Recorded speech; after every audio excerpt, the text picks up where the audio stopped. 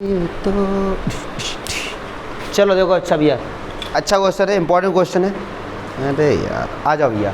कह रहे हैं कि ये एक फंक्शन दिया गया है, ये इंक्रीजिंग है 1 से लेकर 2 के बीच में, ऐसा गिवन है, तो एक ही वैल्यू बताओ और एक ही एटलीस्ट वैल्यू पूछी, छोटी से छोटी वैल्यू है।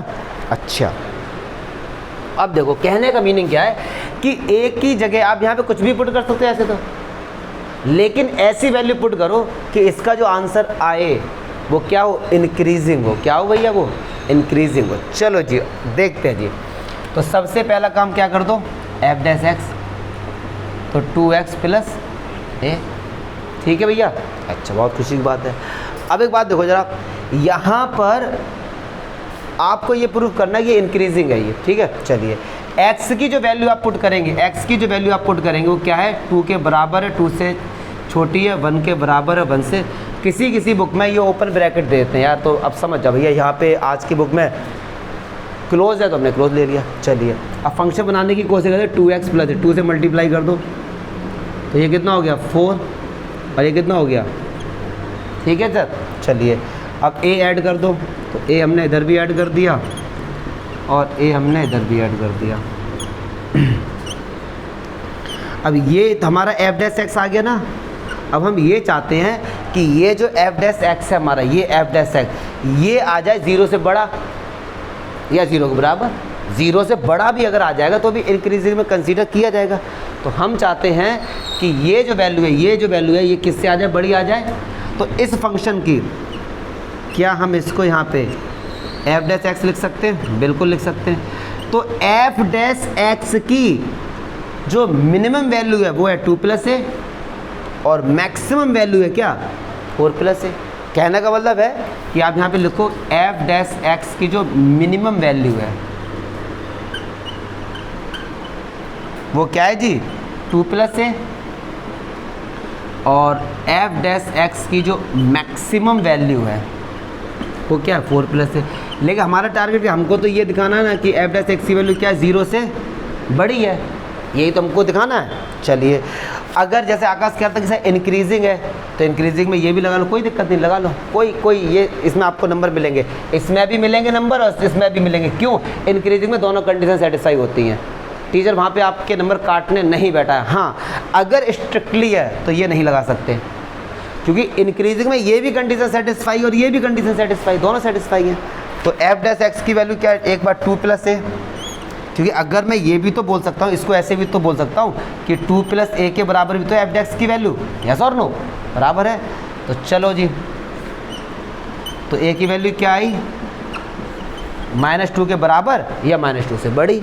एक बार इसको रख के देखो, 4 प्लस ए की वैल्यू क्या भाई साहब, तो ए की वैल्यू क्या आई, -4 से बड़ी। हमसे कहते ए की वो एटलीस्ट वैल्यू था, छोटी से छोटी वैल्यू बताओ जिसको यहाँ पुट करने में फंक्शन का जो इंक्रीजिंग हो जाए। एक बात बताओ, ए की वैल्यू -2 के बराबर है और -2 से बड़ी, समझना नंबर लाइन पे समझो, छोटी क्लास की तरह। ए की वैल्यू -2 के बराबर है और -2 से बड़ी, मतलब इस तरफ, ठीक।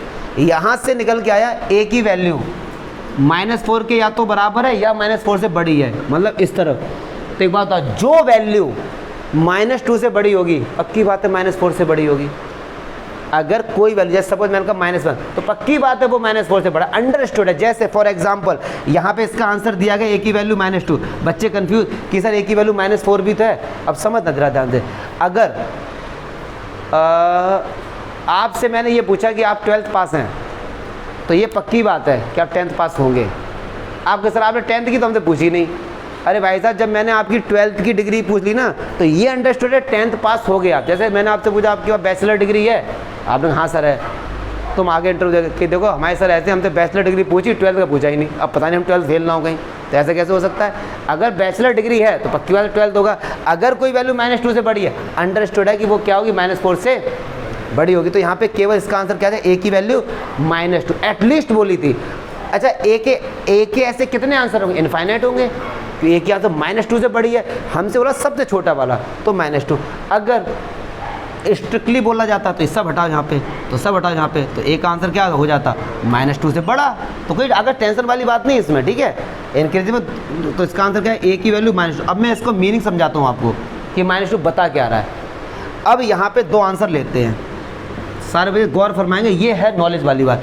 ए की वैल्यू ये कह रहे हैं -2 के बराबर या -2 से बड़ी, तो आपको समझाने के लिए एक ले लिया मैंने, मान लो 2, और एक ऐसा ले लिया जो -2 से छोटा है, मान लो -3, ठीक है। यहाँ पे रखो यार, एक बार रखो 2 यहाँ पे, तो x² + 2x + 1 करो इसका डिफ्रेंशिएशन, तो क्या हो जाएगा 2x + 2। x की जगह जो भी वैल्यू आप पुट करोगे 1 और 2 के बीच में पुट करोगे, भाई साहब यहाँ पे 1 और 2 के बीच में वैल्यू पुट करके देख लो, आंसर 0 से बड़ा आएगा, मतलब इंक्रीजिंग। चलो जी, -3 रख के देखो यहाँ पे, x² - का 3x + का 1 करो डेरिवेटिव, 2x - 3। अब x की वैल्यू इनके बीच में रख के देखो, 1.1 रख के देखते हैं, कितना रख के देखते हैं 1.1, तो 2 × 1.1, 2 × 1 मान लो इसके यहाँ पे हम वो भी तो रख सकते हैं 1.9, कुछ भी रख लो, कहने का मतलब हम 1 भी रख सकते हैं, तो रख दो 1। आंसर क्या आ गया, माइनस में आ गया, तो क्या हो गया, डिक्रीजिंग हो गया, तो हमें ऐसी वैल्यू को नहीं ले सकते। अब एक बच्चा बोलेगा तुरंत, जो होशियार बालक है, सर यहाँ पे 1.9 रखो, क्या रखो, तो ये होगा 3 पॉइंट, सर आंसर तो पॉजिटिव आ गया। अरे भाई साहब, इसके बीच में ना तो इंक्रीजिंग है ना ही डिक्रीजिंग, बट हमको दिखाना क्या है, हमको ये दिखाना है इंक्रीजिंग वाला बस केवल।